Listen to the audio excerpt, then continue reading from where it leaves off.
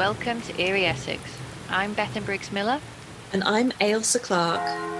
Thank you for joining us on our journey into the stranger side of the county. We will be exploring the folklore, urban legends and supernatural encounters that form part of its rich history.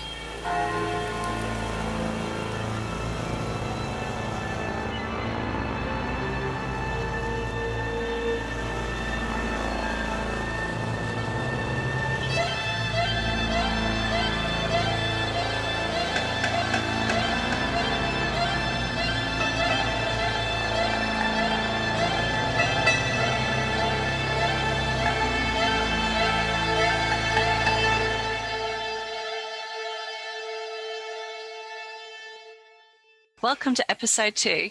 For those of you who have come back after the first episode, welcome back. In this episode, we're going to be discussing witchcraft in Essex. And this time, Bethan's going to go first with a really interesting story from a place which I'm not going to attempt the name because I can't pronounce it. And it looks really Welsh, which I think might be Bethan's wheelhouse. I'm going to attempt to... I've looked up how to pronounce it, and I think I'm going to do it right. Canewdon. Canewdon. It looks like a Welsh name. It's so many consonants in it. It is. The name... It must be Viking or something like that. A Saxon. Oh, is it a Saxon one? Yeah. My husband thought it was called canoodling. He said, "You're doing an episode on canoodling." No. Although it might come up. You never know. Where there's witches. Where there's witches, there will be canoodling. Yes, so the village that I've chosen for this episode on witches is, as I said, Canewdon, which is a small village in the parish of Rochford. So we're definitely in Essex. Almost seemed too good to be true, this one. I was like, please don't be in Suffolk, please don't be in Suffolk. Yes, Essex. So this village can trace its roots back to Neolithic period. A number of prehistoric remains were found there. There was a hoard of Neolithic axes and things from the Iron Age. These are actually on display at the moment in the National Maritime Museum of Greenwich. There's also a Bronze Age paddle. So there's been people on this site for thousands of years. And interesting enough, in 1847, the remains of a huge statue of a heathen deity was found buried with a number of bones. Oh, wow. Yeah. So, I want to see that. Well, apparently when the bones were exposed to the air, they all crumbled to dust. Yeah. So... And then you can't actually see the idol because it was broken up and used to repair the local roads. Oh, for goodness sake. Which is, if you're into the stuff that we're into, you don't do that. That's just asking for trouble. When was that dug up? It was like 1890s, I think. No, 1847, I did say. No modern sort of archaeologist would have done that. That is an absolute tragedy. Awful, isn't it? Yeah. Well, I mean, even before we get onto the witches, really amazing stuff happened there. I mean, there's a woman, Agnes Morley. She was killed in the village in 1915 by an incendiary bomb that landed on her house from a Zeppelin. So she was the first woman to be killed in mainland Britain from an airstrike. Oh, no. I know. So it seemed to already, before we get onto the witches, it attracted some weird things. So the earliest written accusation of witchcraft was Rose Pye. Now, she was a spinster who in 1580 was said to be living as a witch and was responsible for bewitching to death Joanna Snow. So she was a 12-month-old child from Scoldhurst Farm. The case went to court where Rose pleaded not guilty. And although acquitted, she remained and died in jail a few months after her acquittal. And 5 years later, Cicely Macon was also accused of witchcraft and was unable to find 5 people who would swear that she was not a witch. After being given 5 years to mend her ways without success, Cicely was excommunicated from the church. Now, those are the only 2 named witches who were accused. And strangely enough, considering that and the legends surrounding this village, Matthew Hopkins never went there. I did see something that said it was the village where witch finders feared to tread. And to be honest, that sounds quite a mild punishment for witchcraft, excommunication. That's what I thought. It's almost like Hopkins was only interested in what was obviously fraud, if it got him money. When it actually came to real witches, he's too scared to go. Well, a little bit about the Thorn Hotel, which I spoke about last time. he apparently made hundreds of thousands of pounds. That's how he managed to buy that Thorn Hotel out of doing these witch hunts.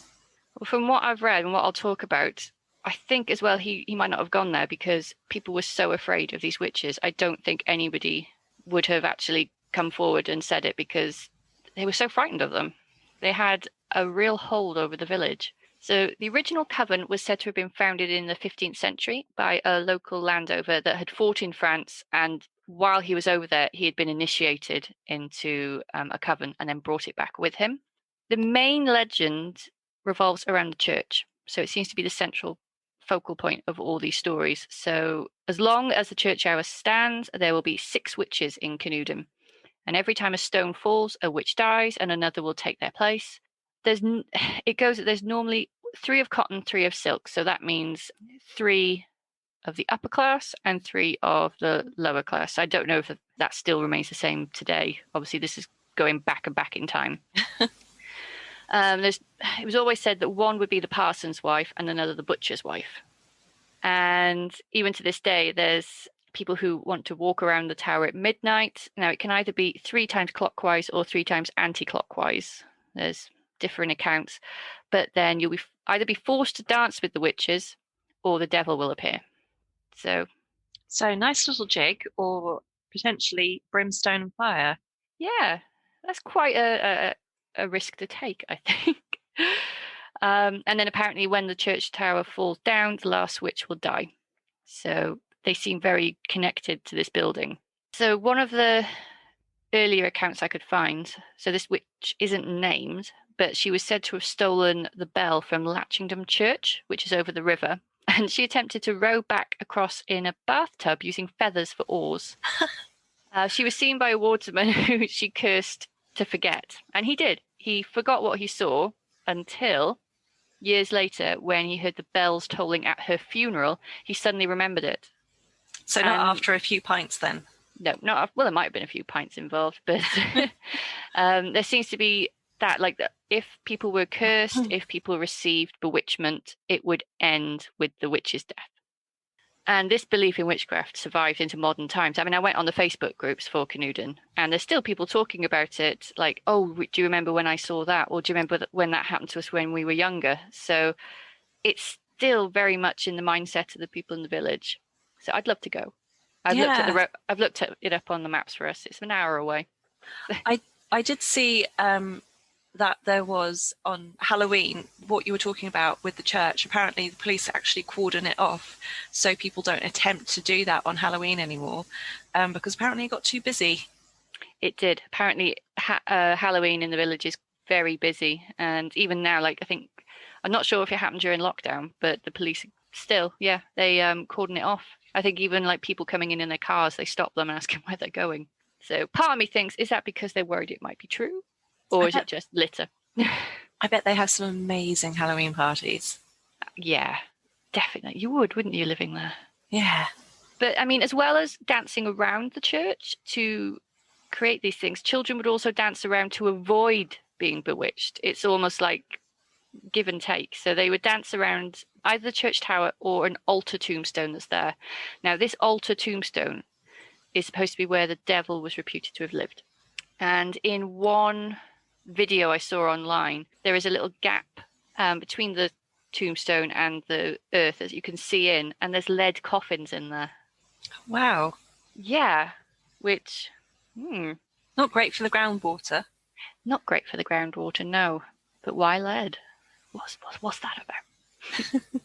So sticking with the churchyard, there is a ghost of a witch who appears as a shadowy cloud. Now, there's quite a few stories of this cloud that appears around the village. She normally is seen by the west gate, and then as you watch the cloud, she will eventually materialize into a figure of a woman. Now, where this actually happens, the west gate, there were a pile of bones found there. And now this would have been on unconsecrated ground, so they were put there with a purpose. And as you look at her, sometimes she will either paralyze you, or people have been known to be thrown over the hedgerow. It brings a new meaning to going through a hedgerow backwards, doesn't it? It really does. But I mean, she does this with her eyes, and most of the stories when people have been bewitched, it's always described as through the eyes. So they'll have been stared at. They'd have looked at the entity and stared at the eyes. So it seems to be the way that they cursed people. And the witches could appear in either human or animal form, and their favourite shape was that of a white rabbit. Anybody in the village who tried to catch one would become very ill. Now, I'm wondering if that was because of perhaps not enchantment, but maybe, I don't know, myxomatosis or something. But it was a story that grew up around them to explain it.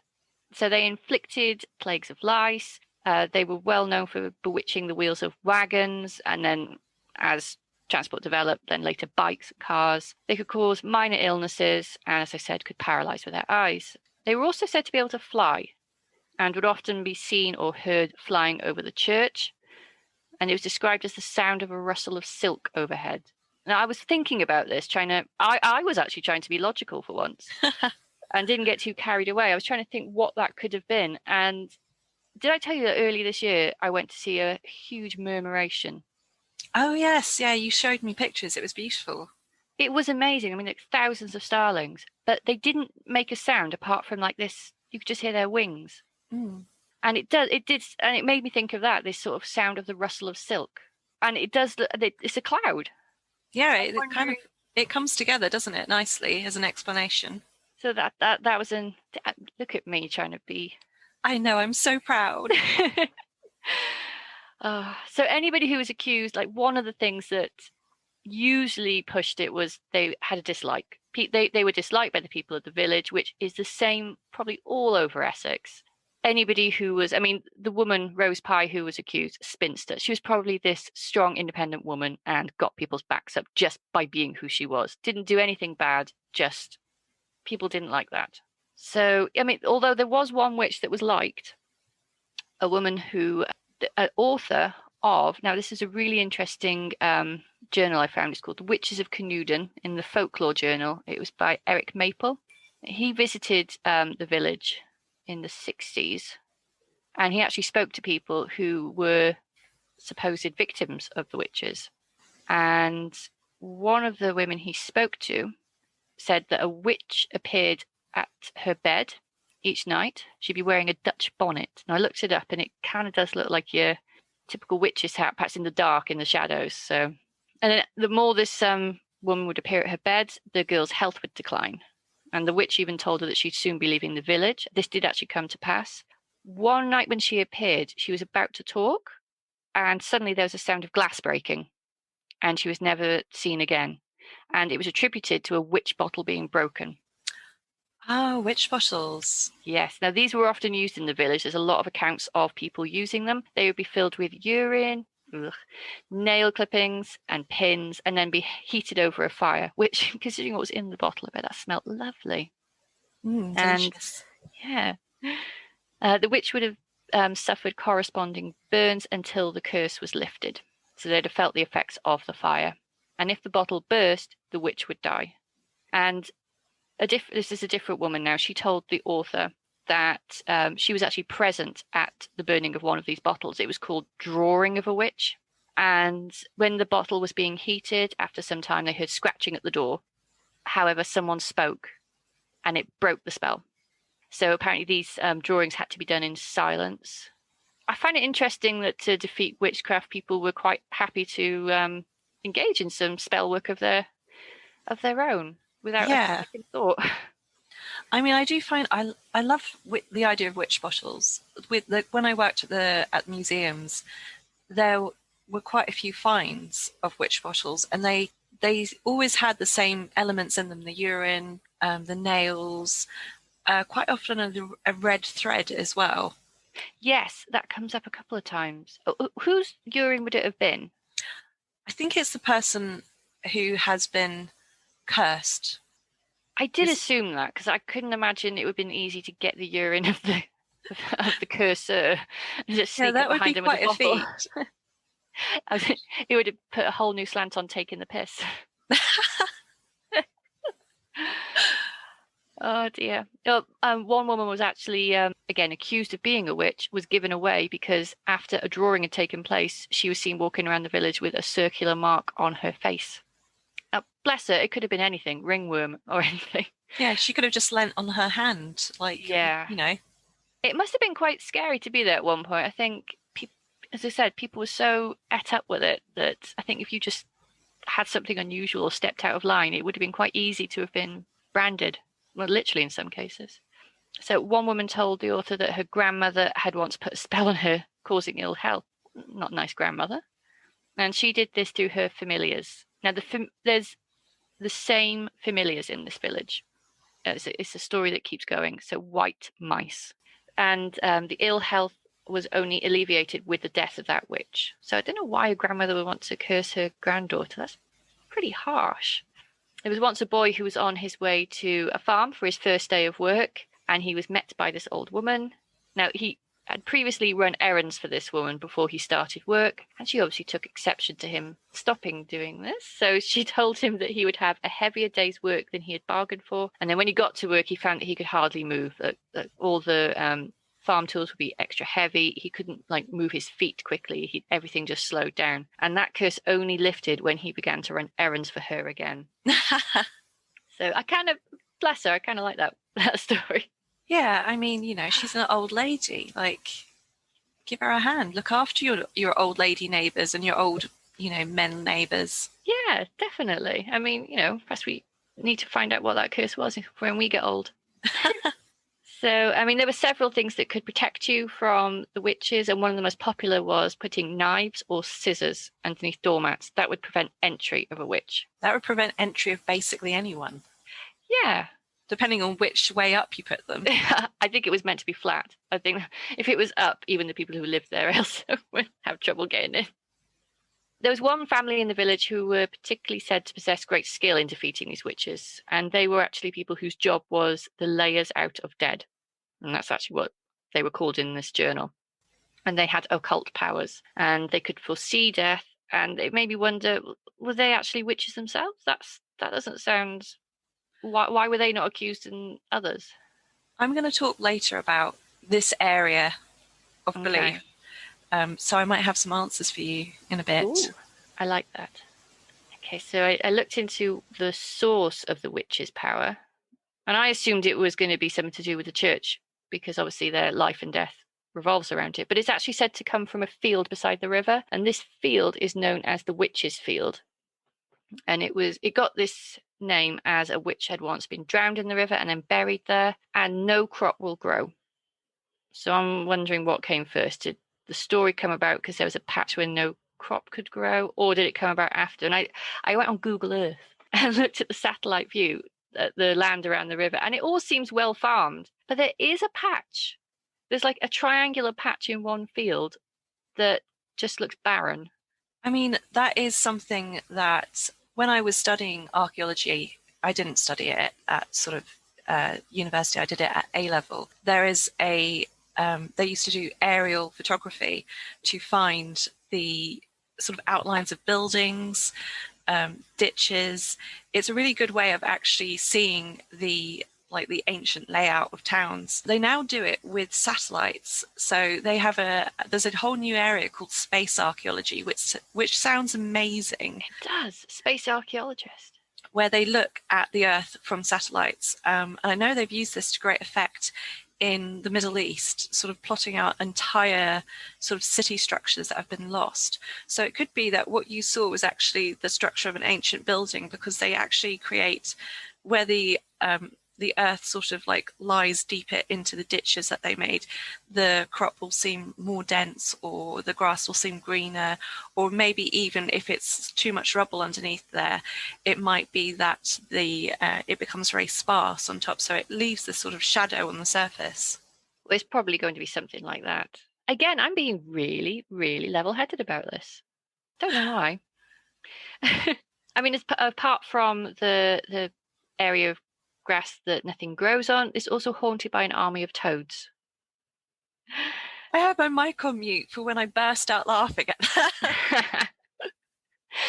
And this is because the witch was said to have transformed into a toad. Oh, and this is pretty cool. There's a lane nearby where another witch was said to have been buried with a stake through her heart. And this stake would be replaced by people as the years went by. And when this when Eric went to this village, Eric Maple, he interviewed someone who said in living memory that stake had been replaced. So it was still being replaced in the last century. That's interesting. So, I mean, when we talk about witches in Essex, you think like 15th, 16th century. No, like a lot of these tales are like from the 1800s.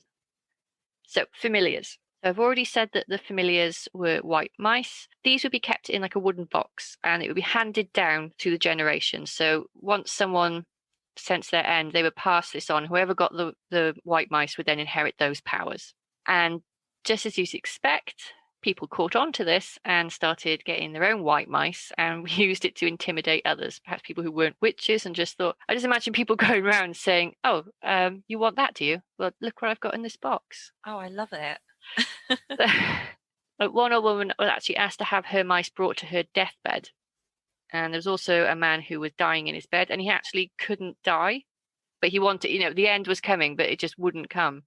And like a sneeze you can't get out. Yes, like a sneeze you can't get out. And he actually started to see a circular burn mark appear on his bedspread. So I don't know, could that be connected to a witch's bottle perhaps that was being used? Maybe someone was trying to keep him alive, keep him suffering. But then once he gave his box of white mice to his wife, he then could die. So obviously, whatever the curse was, if he had inflicted it on someone or someone was trying to use a witch's bottle, it passed to her.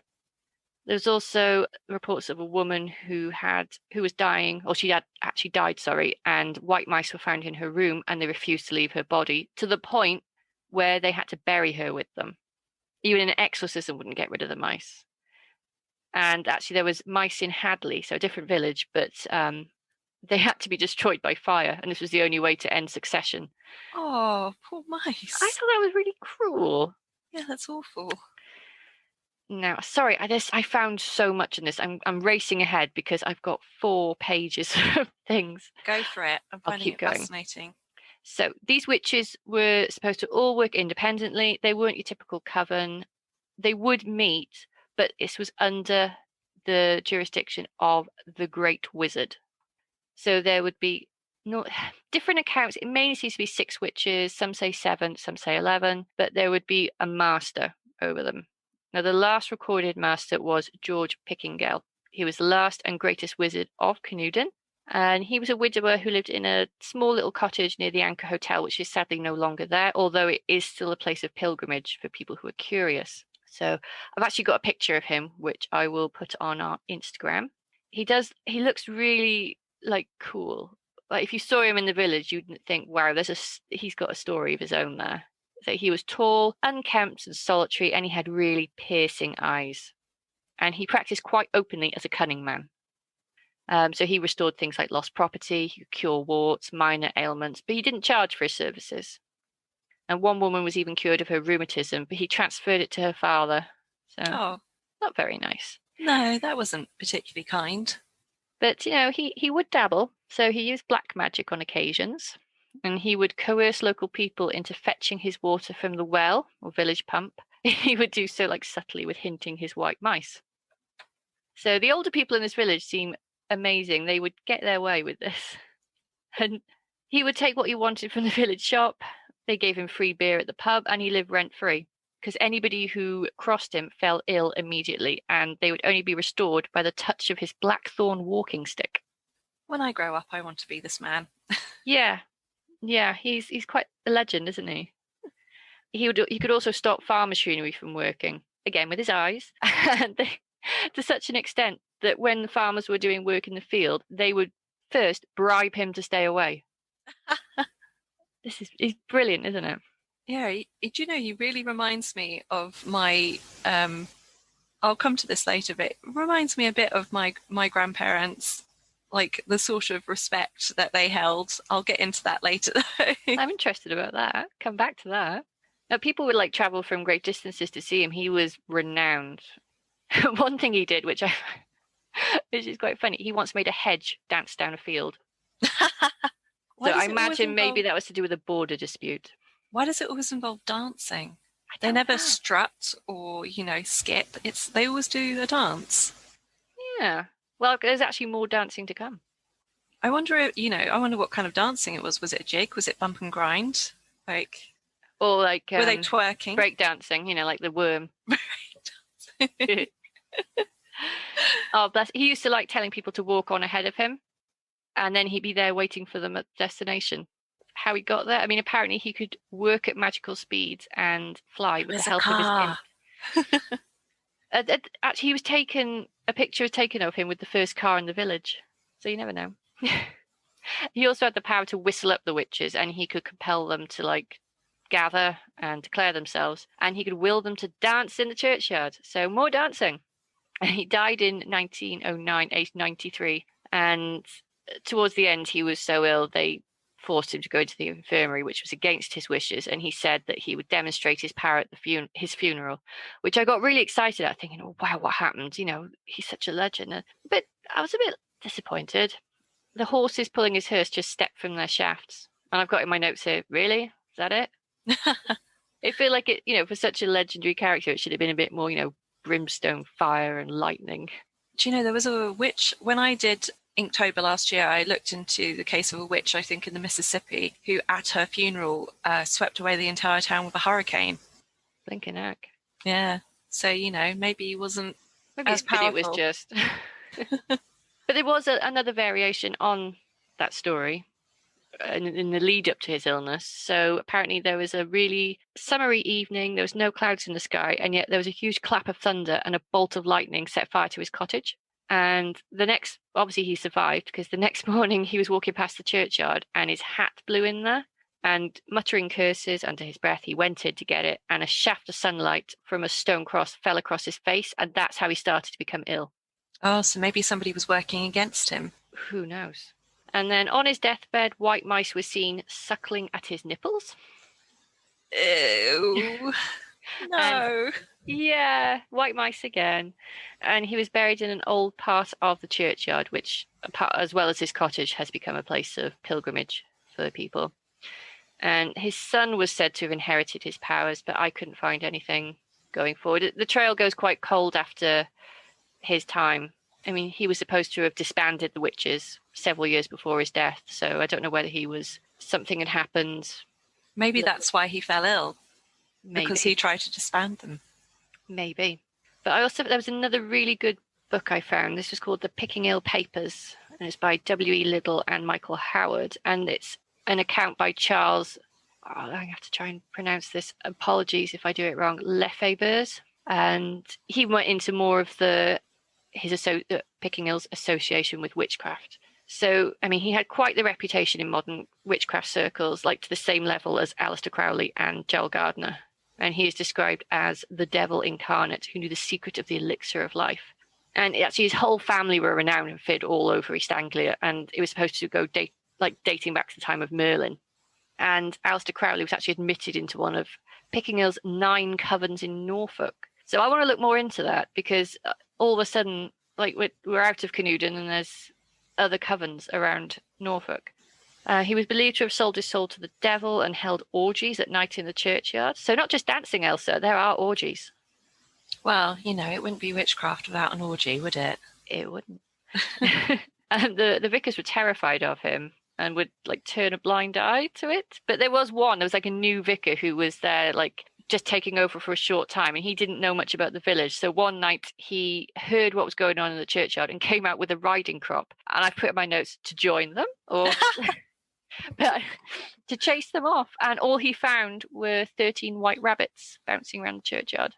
Yep, that makes sense. You know, they were doing it like bunnies. They were at it like rabbits.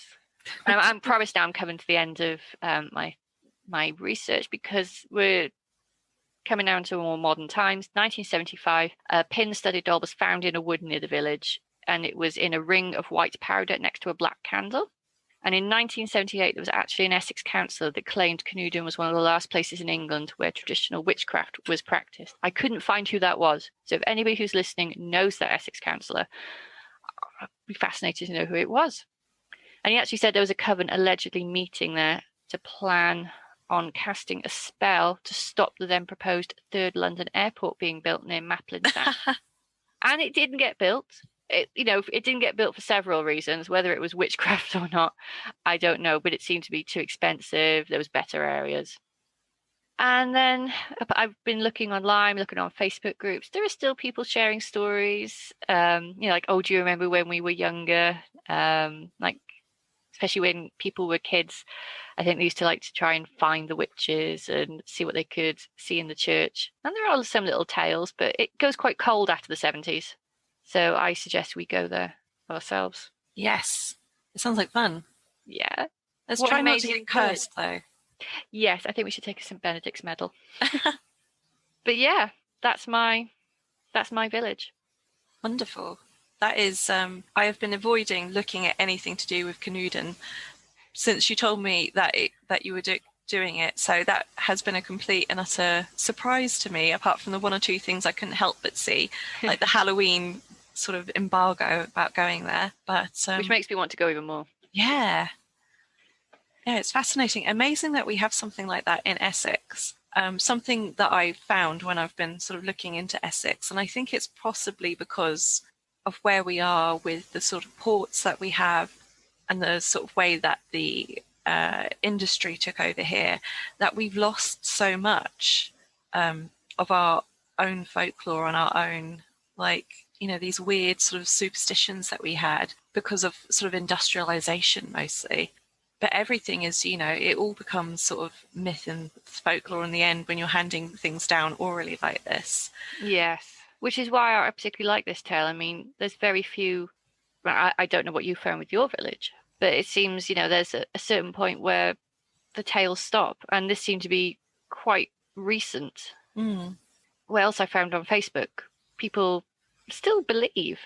I mean, there's some people saying, "Oh, it's a load of rubbish," but quite a few people going, "Oh, yeah."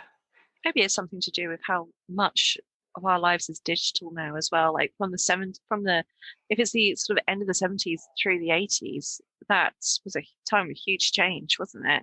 Yeah. And actually, strangely, where the 70s did seem to bring up a lot of. Oh, in the 70s, it was all hippies, and they were probably keeping it going, weren't they? Yeah, I want them back. So tell me about your village. So I looked at Ursula Kemp from the village of St. Oeddes. So St. Oeddes itself is quite interesting. In fact, there's a story there that I think I'm going to bring up for a later episode because it links in quite nicely with one of our subjects. But Ursula Kemp was a cunning woman. So just to explain what a cunning woman or cunning folk are, it's a title given to women and men connected to who concocted herbal remedies. They acted as midwives. They generally looked after the health of the populace. So at this time, you'd have people like the barber surgeon, and most often their remedies they're more of a 50% chance of killing you over curing you. So these people, going back centuries, had handed down sort of herbal tradition and herbal lore. So cunning women were thought to practice like a white magic, and they were generally pretty popular because they helped people. So when I was looking into sort of witchcraft in England and how, cunning folk came into this, there's actually very few of them accused, even though people did believe they practiced magic, because they were so vital to the sort of running of a village. They were mostly left well enough alone. And actually, my nan, people used to call her the Welsh witch. And I found out sort of a little time after her passing that her grandmother had, or was it, I think it was her mother, had actually been known as a herbalist and a cunning woman, and the sort of Welsh witch thing, which I originally thought had just been my dad messing about, and the fact that she used to keep an Egyptian ankh on her wall to scare away Jehovah's Witnesses. Your nan sounds amazing. She was so cool. It actually came from the fact that her grandmother had been sort of practicing as a cunning woman.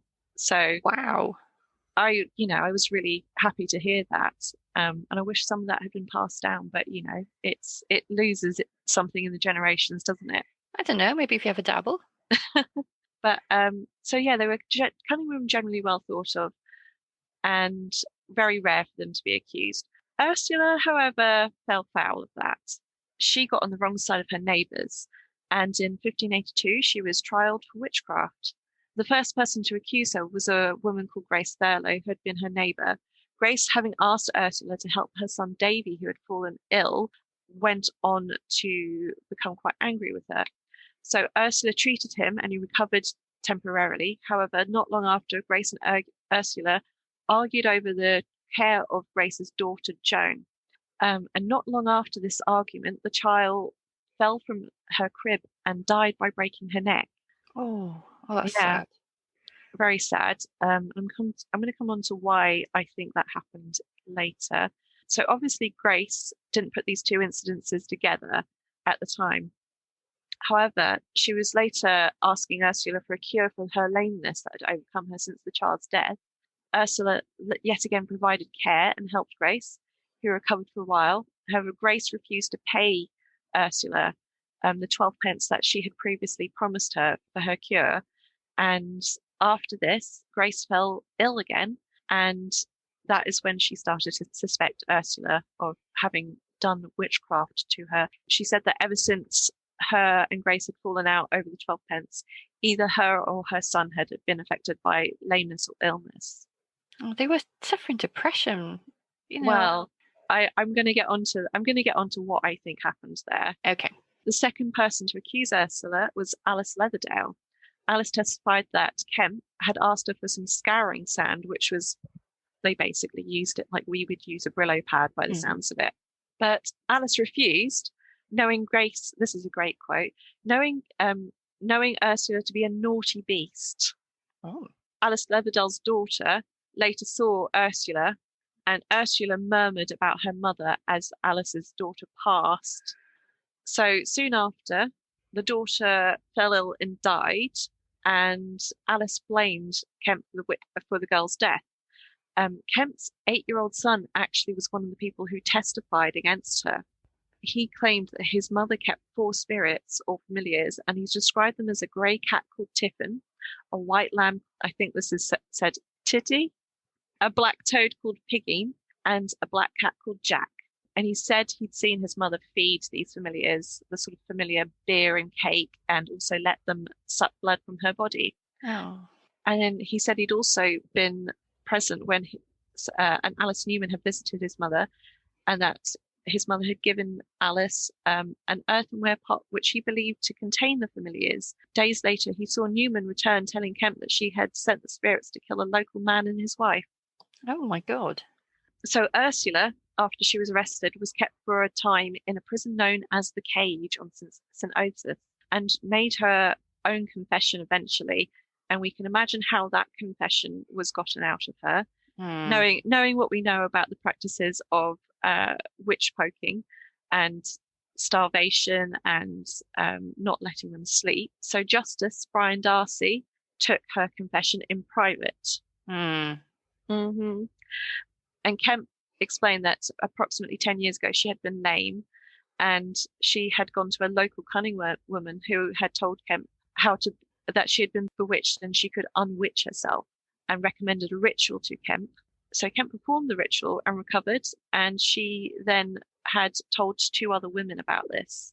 So in all, Grace then went on to name 13 other women who she suspected of using witchcraft to help cure themselves, or to help them with sort of various disagreements with neighbours.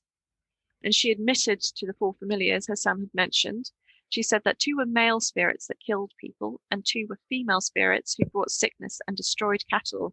She also confessed to sending her familiars to make Grace Thurlow lame and to kill Joan Thurlow and Elizabeth Thurlow, and apparently her own sister-in-law. She named, it was 12 other women she named as witches. She's the 13th included with them. Only 6 of which were hanged, which included Kemp. Wow. Many of the accused freely confessed to having used witchcraft, despite knowing they faced death as a result. Ursula was hanged in Chelmsford in 1582, and that is where her particular apparent story ends. So I'm going to talk about what I think was happening there now. Okay. So there is a type of fungus that grows on rye bread called, I think it's ergot. Yes, ergot. And when it's ingested by a person, they get something called ergotism. And actually, the fungus that is grown on this rye bread is actually one of the components to LSD.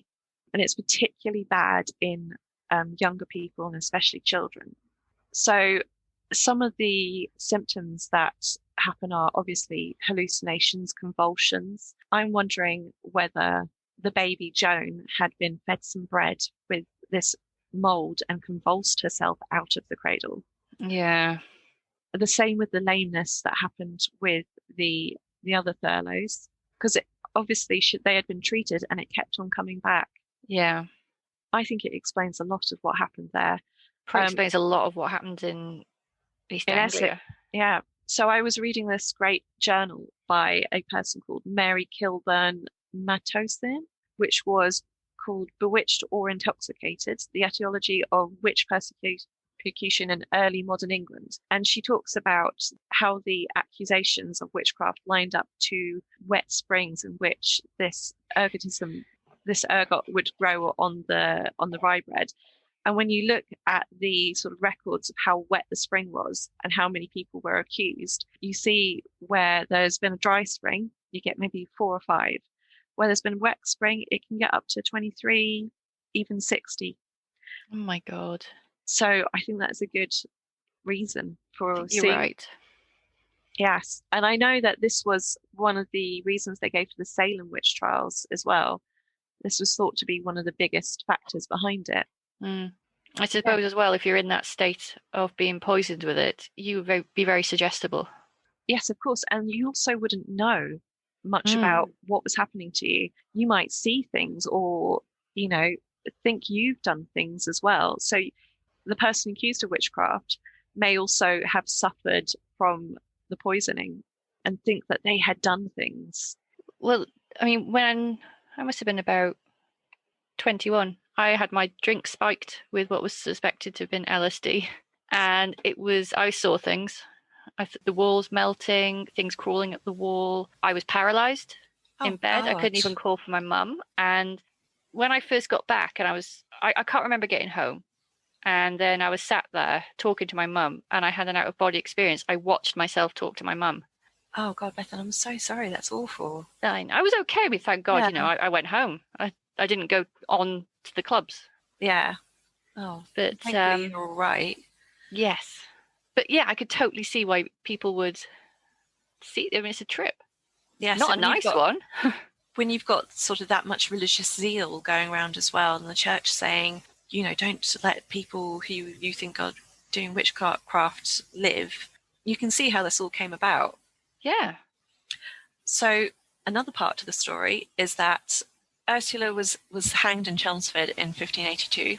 And in 1921, they found these 2 skeletons in a garden. This man called Charles Brooker dug them up, one of which they believed to be Kemp's skeleton. And the skeletons actually had iron rivets through their joints. And Brooker did charge people admission to come and view them. And eventually they were sold to Cecil Williamson, who owned the Witchcraft Museum in Boscastle. And upon Cecil's death, they were then sold to an artist whose name has slipped my mind right now. And that's where they remained until quite recently. A forensic study suggested the bones could actually be from the Roman era. But both skeletons have actually been brought back to St. Osyth's now, and they were buried in the churchyard with a proper ceremony to sort of lay them to rest and give them some respect. But it is suggested that both skeletons could be from the Roman era rather than actual witch skeletons. And I did read an article somewhere where Charles Brooker, I think it was his son, admitted that he thought his dad had put the rivets in the skeletons to kind of make it into a bit of a tourist attraction. And that is not where the sort of monetary gain on this tale ends. Oh, right. So the cage where Ursula was kept has a sign outside, obviously declaring this was a medieval prison where infamous witch Ursula Kemp was kept during her trial. I never liked that sign. I mean, she was accused. She wasn't an infamous witch. Well, yes, she was an accused witch. I think it was all LSD for the reasons that happened. I don't know when the sign was made, but it was probably before people kind of really looked into it scientifically. I really struggled to find. I know the cage was still a prison up until 1908. However, from that point on, I have really struggled to find information about what was happening there. It became a private residence, and in 2005, it was sold to a woman called Vanessa Mitchell. Now, Vanessa had a terrible time in the cage. She thought it was her dream house, and she quickly realized that something quite oppressive was in there. And from what I read, it seems like Vanessa was almost constantly terrorized. Reports range from the sort of normal latches opening by themselves, taps turning themselves on, the sound of footsteps, men and the sound of men, women and children's voices, to blood on the walls, and even a black mass that filled the room. She also claims to have seen full-blown apparitions. One of these is a man with black straggly hair and a very wrinkled face. The one I find most disturbing that she saw there, though, was the vision of a youngish man in modern clothing wearing chinos. This was one of the last things she saw there. She had been hoovering in the cell room, and as she was hoovering, her child's toys went off around her feet. So in fear, she fled back up to the next story of the house. But as she got to the steps, she saw this young man standing at the top. Oh, what, an intruder? Or well, this is the thing. She was terrified for her child, so she rushed right past him and, didn't feel anyone there. But I was just thinking about that episode of Ghost in the Burbs where they sort of go to the house where that demonic possession had happened, and they meet a man in the basement with like very smartly dressed young man in nice chinos, and oh god, it does sound like that, doesn't it? It sort of falls into that trope, doesn't it? The whole, the sort of nice face of demonic possession. Yes. I mean, as a story, it just fascinated me. I don't know how much I put stock in it, but the black goat always. There's a goat, wasn't there, with red eyes? Yes, somebody had taken a photo of the cage thinking that they'd seen a goat face in the window. Vanessa herself actually said that she thought this was a coat hanging on a hanger in the hallway. So yes, Vanessa eventually fled after, I think, about 4 years in the cage. She just didn't feel safe, especially with her young son there. And she's been living elsewhere since 2009, and the house has been on and off the market ever since. Yeah, I really wanted to buy it. I remember seeing it on Rightmove thinking, come on, lottery. Well, it has been sold now. Yeah. And the new owner is apparently a skeptic who doesn't believe in any of that. Even though the house was marketed specifically to the paranormal community, it turns out that it's this woman who just doesn't really mind it whatsoever. So when I've tried really desperately to find any information about like whether Ursula had been seen in there, like what the previous tenants had thought. Vanessa herself had said that tenants she had in there to rent it out had only lasted a few months before feeling like they were chased out themselves.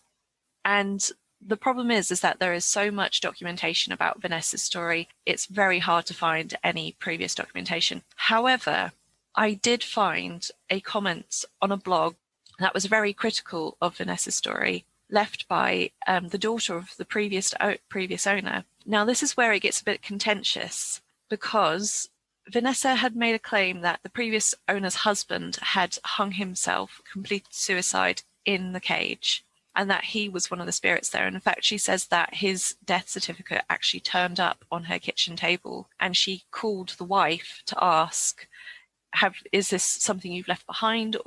And the wife was sure she had the copy of it, but it had one day just turned up on the table. Oh, God. And in fact, paranormal groups think they've contacted this previous owner who died in there as well. However, I found this comment on an article being critical of the whole story, saying that she was the daughter of the people who'd lived there, and they had never once had a problem in there, and they found it very cozy. Now, I have the person who left the comment's name, and I've tried searching for them, but I can't really find much else about them. Right. And I did then try and look up any records relating to the man who had completed suicide in the house, and I couldn't find anything about that either. Right. So it does make it look a little bit contentious on both sides of that argument there. I do believe Vanessa had a very bad experience in that house. I'm not going to sort of speculate what that was caused by, whether it is sort of supernatural or whether it was a combination of things like electromagnetic frequencies just sort of disturbing, because you see a lot of that. And, you know, there's the stone tape theory as well, isn't there? Like history replaying itself through. Yes, but sort of on the scientific end, you know, old houses move and they bump and they make noises. And when I look at these things, I always go, well, I have heard something.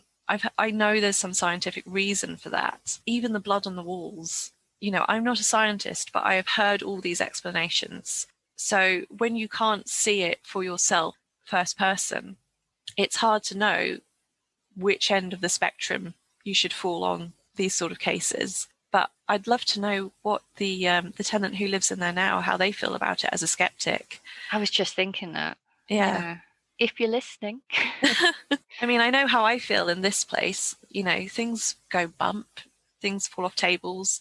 Some of my neighbours think that is signs of the supernatural. I think I left something sitting on the edge and the cat knocked it off. Yeah. I mean, the house I'm living in is a 70s house. And, you know, it was a quarry. So there's not been anything here. There's no history. But I've had a supernatural experience. Did I tell you? You told me you were going to tell me about it. This might be the time. Oh, no, you did tell me about this. But, you know, if you want to share it here on the podcast. I will share it because it was weird. My son was about 3 years old. And I was bathing him. He was in the bath playing with his toys. And all of a sudden he looked up and said, "Mummy, who is that lady?" And, you know, I was like, well, no one. We're on our own. We're on our own. My husband was in work. And he didn't, you know, at 3 years old, he didn't really have any concept of fibbing about ghosts or anything. He didn't say ghost. He just said, "There's a lady." And I said, "Can you see her?" And he said, "No, but she's saying, 'Get out of my house.' She's really loud." And so I started asking him. I was like, "Where is she?" "She's outside the window, outside the door." Now, I know the only people who lived in this house, there's only one family before us. And the person who we bought the house off, her mum was in care. She had dementia and she was very ill. And I'm wondering, I don't know if it was something supernatural. I don't think it was. I'm wondering if it was more an astral projection, like visiting a house. I think from how my son described it, there was someone who was surprised to see. She sounded surprised to see anyone in the house, and it had changed. She was like, "This is my house," and he didn't have the vocabulary to make it up. She said, "This is my house. What are you doing here?" I mean, you told me that before, and it still does give me the creeps. Yeah, but see, I mean, my point is, it doesn't have to be an old house. No. So who knows? But what do you think about the sort of story of the cage then, and of Ursula? I think you're onto something with the ergot. I mean, I've heard the theory about ergot as well. It's a well-known theory. Also, women who claim to have been like riding brooms. I mean, one of the salves they made to go into that trance involved ergot. So it obviously is powerful stuff. And if you didn't know you were ingesting it, and all of a sudden you had those symptoms, saw the walls melting. Yeah, I mean, I was terrified. I could imagine being someone from that time and thinking I'd been cursed. I also woke up the next day with incredibly blue eyes. I got grey eyes, and they were sapphire blue. So, you know, the whole experience was weird. Don't recommend it. So easily in that sort of time period could be mistaken for sort of witchy goings on. Yeah. I mean, I love the idea that, you know, there were these people who sort of weren't nobility, who had their own power back at that time in history. But we also have to look at, you know, how these ideas came about. That's why I found Canuden so interesting, because it wasn't just like it was people of nobility and lower class. You know, there wasn't. That's quite unusual in what I've studied. I mean, Canuden and Ursula Kemp were almost two ends of the spectrum. Canuden actually had witchcraft, and it was basically let to sort of flourish. Whereas Ursula Kemp, well, I mean, Canuden had actual stories of, you know, people proudly being witches And cunning folk, yeah. and cunning folk, and that being led to flourish. Whereas Ursula Kemp was a cunning woman that was usually a respected role, who found herself on the wrong side of things. Mm. So, these places are only a few miles apart and had very different experiences with the sort of witch hunts going on at the time. Well, I know that there was a woman in Wivenhoe. She was walking back from Rowhedge, around Rowhedge. She was walking along the river, and she met someone, and she offered a piece of bread to their son or their daughter, and it was really, nice. Just said, "Oh, I've got some of this. Would you like some?" And then later that night, they fell desperately ill and died. And of course, you know what happens then. They blame her for being a witch. Yep. So was it rye bread? That's what I'm thinking. Now that you've said that, I wonder how. Because I'm sure, because we went to that lecture, didn't we, with Alison Rowland? She was at Kirkstite. And she mentioned a couple of stories where especially children had been involved, and there was bread involved. I'm going to go away now and look this up, because you've really fired something now. Yeah. Lots to think about. Well, I really enjoyed this episode. Yeah, I really enjoyed hearing about Canewdon. And St Othis. I'm not far from it, so... Yeah, and I really want to go there. We'll so be revisiting it for several different things. Dragons, cryptids.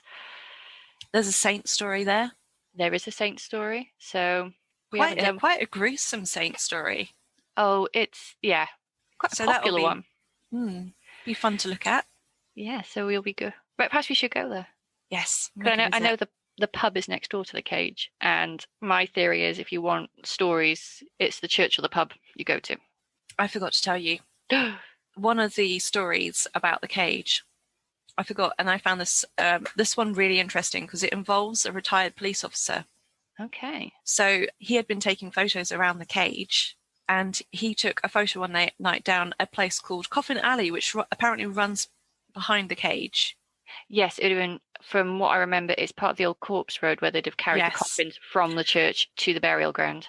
He caught what he thinks is a ghostly image of 4 people carrying a stretcher with a person on it who he thinks was Ursula.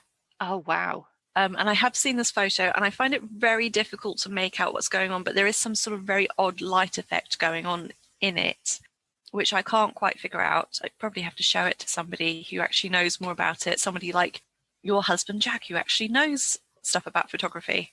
And is a skeptic. Yes. But because he's scared of the truth.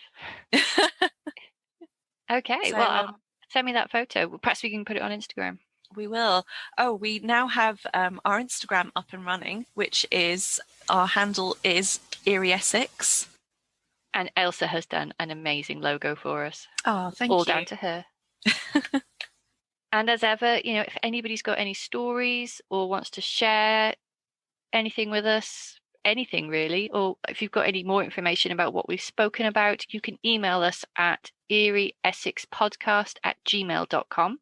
We'd be very grateful for your stories. And wherever you're listening to this podcast, if you like what we've talked about so far, feel free to leave us a review. That will really help us in the long run. So we'd be really appreciative if you left us a nice review. And also, I think because we've mentioned it, Ghost in the Burbs is a very good podcast. We highly recommend that one. If you want to be Ghost in the Burbs out, Liz Sauer tells some amazing stories. She is a genius at telling just the creepiest stories you can imagine. Perhaps not listen to them alone at night, though. Oh, that's what I do. And they're all based in her hometown called Wellesley. In Massachusetts. Which sounds like a very creepy, interesting place. Yeah, I did look at houses for sale there, which I'd like doing anyway. It's my hobby. But yeah, there's some gorgeous properties, all haunted. Right. Well, we look forward to seeing you next time. So this is goodbye from Bethan. And goodbye from Elsa. We'll see you next time. Bye. Bye.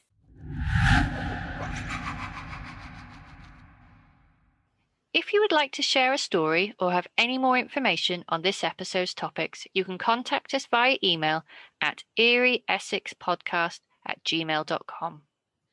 You can also follow us on Instagram under Eerie Essex for more content from the episodes and sneak peeks at future topics. If you've enjoyed listening, why not consider leaving us a review wherever you listen to your podcasts?